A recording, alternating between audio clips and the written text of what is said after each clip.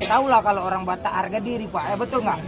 Jadi kelaparan lah, jumpa sama kawan becak. Jadi tuh kawannya ini lagi sakit pinggang Pak, gara-gara banyak duduk di becak, udah kau tariklah becak. Yang plus ini kejadiannya Pak. Jadi ada ibu-ibu, Bang becak ke diski, saking malu dia bilang nggak tahu jalan. Oke, kasih tahu jalannya ya. Oke, dikasih tahu.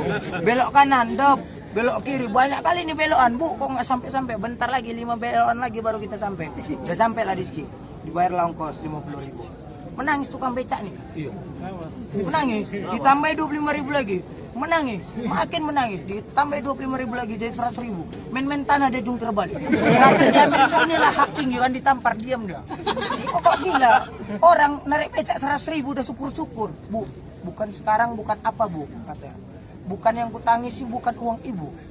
Aku tak tahu jalan pulang sekarang.